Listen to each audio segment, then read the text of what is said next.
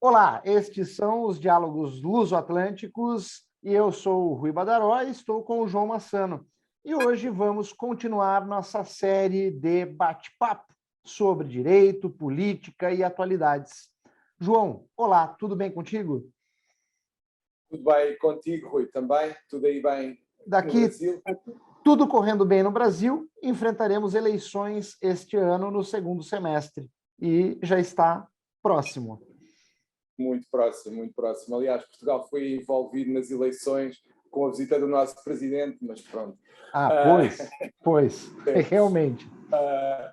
Mas, de qualquer forma, eu acho que hoje, se calhar, é interessante falarmos um pouco sobre o caos nos aeroportos, uma vez que todos estamos a ver na comunicação social fotografias de malas, bagagem amontoada nos aeroportos, pessoas a reclamarem porque os voos são cancelados, e penso que era bom falarmos um pouco sobre isto, mas se calhar eu faria aqui só um breve panorama de Portugal e do que se passa em Portugal, porque nós tivemos duas perspectivas do problema.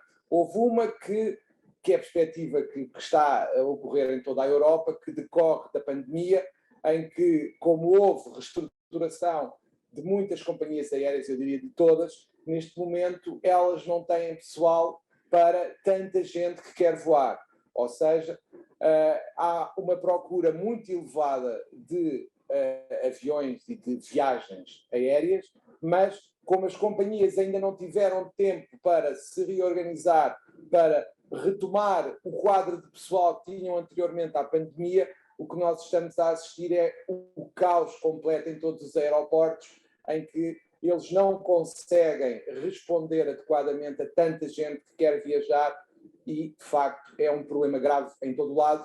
O aeroporto aqui de Lisboa está lotado, temos voos cancelados, temos uma situação de verdadeiro caos, provocada principalmente pela pandemia, mas não só pela pandemia. Eu diria que é um exemplo claro de falta de planeamento, um provocado pela pandemia, outro provocado pela inação política, ou seja, pela ausência de um aeroporto que toda a gente reconhece. Portugal precisa há muitos anos, já tivemos várias localizações, agora estamos divididos eventualmente, o que se fala é Montijo, provisoriamente, Alcochete para futuro, mas não há uma decisão política, houve inclusivamente uma divergência no interior do governo, que não vale a pena falarmos aqui, mas para mim o essencial é que tem havido uma falta de capacidade para decidir, para planear, para evitar o caos nos aeroportos provocado pela ausência de capacidade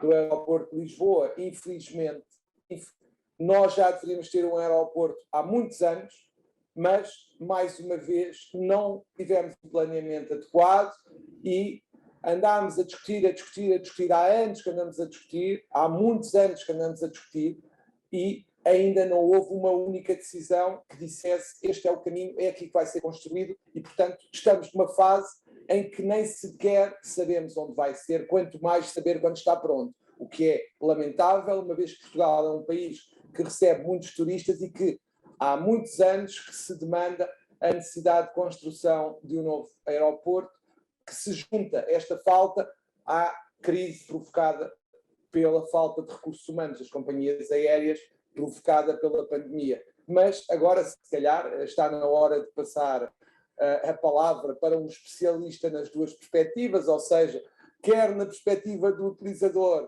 quer na perspectiva jurídica, que és tu, e por isso eu passo a palavra para, do outro lado do Atlântico, transmitires a tua perspectiva sobre esta questão. Estimado João, praticamente já fizeste a análise, né? Brincadeiras à parte. Note que é fato que com a pandemia nós tivemos um represamento das viagens internacionais. E também é óbvio que, por uma perspectiva psicológica, o ser humano tem a necessidade de circular e circular internacionalmente.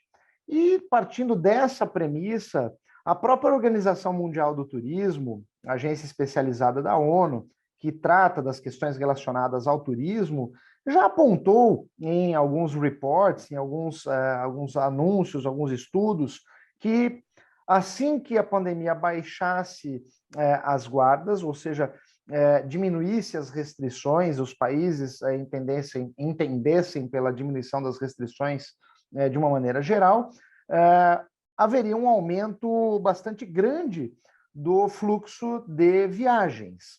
E com esse aumento do fluxo de viagens, é óbvio que nós teríamos um cenário, de um lado, positivo para o turismo, de modo geral, mas, de outro lado, se não houvesse preparo, como, de fato, não houve o necessário planejamento para receber um fluxo atípico de turistas, ou seja, um número maior daquilo que eles, todos os responsáveis, né, pela malha do turismo deveriam ter se preparado para receber, e desaguaria, por óbvio, num caos aéreo. E foi exatamente isso que ocorreu, não só na Europa, mas também nos Estados Unidos. Aqui no Brasil, nós tivemos menos problemas, porque são voos internos, mas neste momento de férias de verão, onde você tem um fluxo de turistas de todo o mundo viajando para a Europa, me parecia um tanto óbvio que poderíamos enfrentar algum tipo de problema. Problema por quê? Durante a pandemia, as companhias aéreas que integram o cluster turístico, integram as empresas que prestam serviços turísticos, ou seja de transporte, seja de hospedagem, etc. Mas, no caso, transporte. Diminuiu o número, as empresas aéreas diminuíram o número de colaboradores, ou afastaram, ou suspenderam contratos de trabalho, e etc. E neste momento de retorno das viagens, um retorno pujante, com força, além da expectativa das próprias companhias e dos próprios gestores do turismo, de modo geral, desaguamos no problema do caos aéreo com relação às malas, com relação a voos cancelados, com relação a uma série de problemas, oriundos, por óbvio, da falta de planejamento na perspectiva laboral, da falta de planejamento da perspectiva do próprio consumidor, porque não previram que teria um aumento além da conta nas viagens internacionais, e o resultado é este que vimos.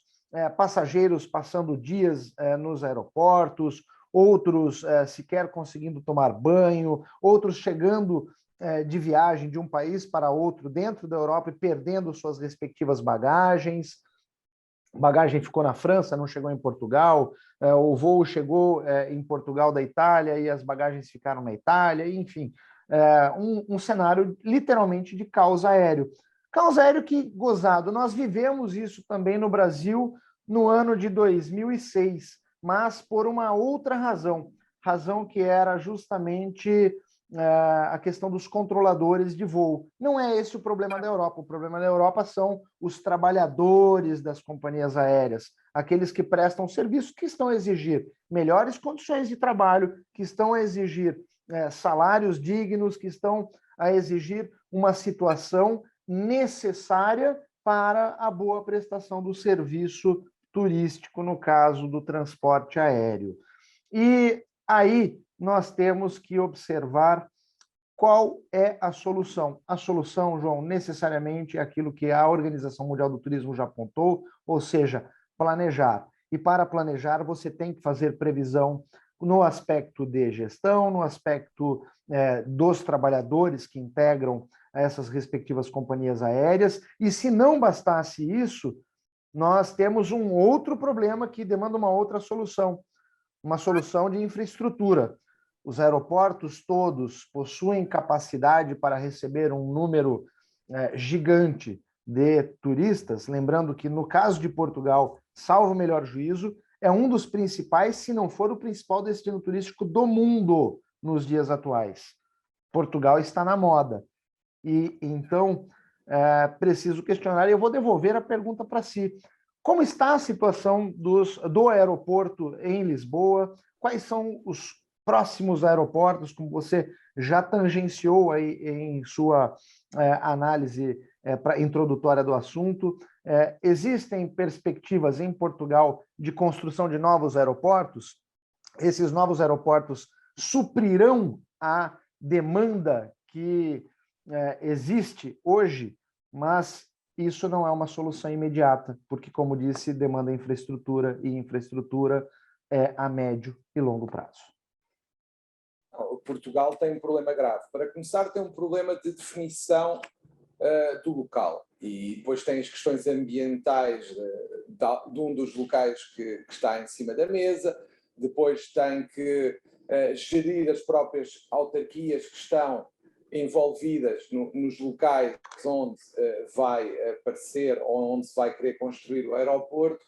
Mas, essencialmente, eu acho que neste momento é uma questão de decisão política que estamos a falar.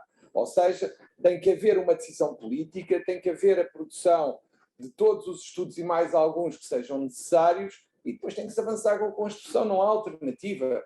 O aeroporto português, de Lisboa, aliás, o aeroporto de Lisboa, que é o que estamos a falar aqui, que é o que recebe mais turismo, não tem capacidade reconhecidamente há alguns anos. Isto foi atenuado pela pandemia, porque de facto, como sabemos, infelizmente, deixou de haver voos, mas com a retoma dos voos, isto, eu diria, arriscar-me a dizer, estourou novamente. Estourou, não há hipótese. A alternativa só passa pela definição, não há alternativa. É necessário, neste momento, construir um novo aeroporto. E esperando, naturalmente, que não se repita a situação de pandemia que volte a obrigar tudo a parar. Agora, eu acho que o maior problema neste momento é que a nossa companhia de bandeira, que é a TAP, sofreu grande reestruturação a nível dos recursos humanos e agora está claramente, para além de estar encolhida por força de toda a reestruturação que foi imposta, não tem mão de obra, segundo o que dizem, suficiente para operar o número de voos que seria necessário nesta altura face à demanda existente. Isso é um problema para nós. Gozado, João. Você estava a falar e eu comecei a lembrar de um ponto nevrálgico também, que são as companhias aéreas low cost. Para você oferecer um serviço aéreo cujo preço para o consumidor final seja baixo, necessariamente eu tenho que prestar um serviço no limite do que é possível. Por óbvio, observando as regras de segurança, de manutenção das aeronaves, enfim. E quando eu observo essas regras, em algum ponto eu preciso reduzir custo. E, via de regra, a redução de custo acaba sempre sendo no trabalhador e não na máquina. E quando se reduz custo com o trabalhador, você tem menos pessoas trabalhando mais, desempenhando uma série de outras atividades para garantir ao consumidor um preço acessível, bom, competitivo, enfim. E isso gera um outro problema também. Prova disso é que a maioria dos cancelamentos de voos na Europa ocorreram justamente com as companhias aéreas low cost. Ryanair é um exemplo disso. É verdade, é verdade. E, João, deixe-me aproveitar. Hoje os nossos diálogos estão agitados porque as temáticas são bastante interessantes, atuais, e eu sei que há 2 dias atrás, no dia 5 de julho, você participou de um webinar onde tratou de uma temática que está em voga no mundo todo para os escritórios de advocacia, qual seja a questão da cibersegurança como um dever ético, como um dever deontológico para o advogado, ou, aliás, do advogado. E eu gostaria de ouvi-lo sobre o assunto, porque em tempos de pós, ou no momento que estamos a sair da pandemia, é de suma importância que os advogados compreendam a importância da proteção de dados, não somente do escritório, mas também de seus clientes. Eu penso que, aliás, uma das coisas que eu disse nesse webinar há 2 ou 3 dias atrás foi que, de facto, era necessário, era essencial para que o dever de sigilo fosse efetivo, que o advogado, para além de se preocupar com a porta da rua do seu escritório, com as janelas, com as instalações físicas onde exerce a sua profissão, cada vez mais tem que se preocupar com o seu escritório virtual. Ou seja, hoje em dia, qualquer advogado que tenha um smartphone, um portátil, um tablet, pode trabalhar em qualquer sítio e já não o fará só nas instalações físicas do seu escritório. De facto, a realidade virtual, ainda para mais com a pandemia e com a necessidade de trabalhar muitas vezes em casa, tornou-se, diria eu, um local privilegiado para trabalhar o escritório virtual. Neste momento, é impensável, acho eu, que qualquer advogado não tenha um nível mínimo de tecnologia que passa, por exemplo, por um smartphone para se ligar ao escritório, para se ligar aos documentos do escritório, para receber mails, para enviar mails, para, num tribunal, num julgamento, precisa de um documento para citar qualquer coisa, tem no seu telemóvel, tem no seu portátil, porque tem uma ligação, em princípio, em cloud ou outra qualquer, que lhe permita chegar ao, diria eu, ao documento e poder ter o seu escritório virtual a funcionar como se estivesse no escritório físico. Logo, a partir do momento em que, eu diria, não digo que será sempre mais utilizado o virtual do que o físico, mas muito utilizado o virtual, é fundamental para assegurar o cumprimento dos nossos deveres deontológicos, nomeadamente o dever de sigilo, que também nos preocupemos com a cibersegurança, porque é fundamental que os nossos telefones tenham proteção, que os nossos computadores tenham proteção e tudo aquilo que utilizamos para chegar ao escritório virtual, para, por exemplo, estamos no tribunal, chegar ao escritório físico através de uma cloud, essa cloud tem que ser segura e temos que estabelecer mecanismos de segurança nas ligações que fazemos ao escritório para impedir que, através das portas que se abrem, alguém mal intencionado possa entrar no escritório e roubar dados pessoais. Porque, de facto, os escritórios de advogados, de há algum tempo a esta parte, são locais muito apetecíveis para obtenção de dados, porque ou não se gosta do cliente de um escritório, ou não se gosta do advogado, e se pretende prejudicar ou o cliente ou o advogado. E isso, infelizmente, tem-se verificado internacionalmente e é uma situação a que os advogados já não podem fechar os olhos. Há muito tempo e agora cada vez mais, com a pandemia, sublinhou a necessidade de não fecharmos os olhos à cibersegurança. Eu diria que neste momento, qualquer advogado que se preze tem que ter o mínimo de segurança para impedir ataques informáticos, ou pelo menos para prevenir ataques informáticos. Claro que nós sabemos que é impossível ter uma proteção 100% segura, mas nós temos que começar a ter alguns cuidados, ou temos que continuar a ter cuidados e ter cada vez mais para a proteção dos nossos dados e dos dados dos nossos clientes, quer os dados pessoais do advogado, quer os dados pessoais dos clientes que nos são confiados e que estão nos processos e que estão abrangidos pelo dever de sigilo previsto estatutariamente e tem que ser salvaguardado, obviamente.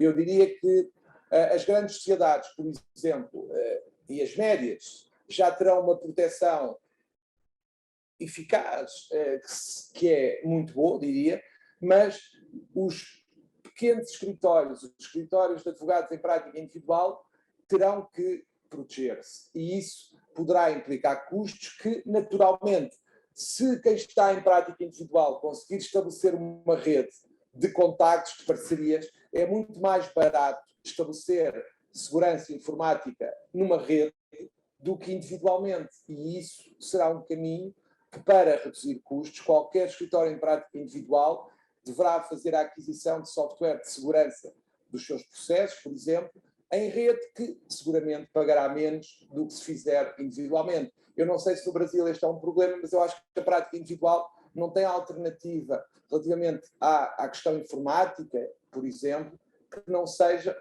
tentar, primeiro, dotar-se desses meios e depois, para ter um sistema mais robusto, mais seguro, criar uma rede em que todos se integrem e que consigam ter uma segurança superior do que individualmente.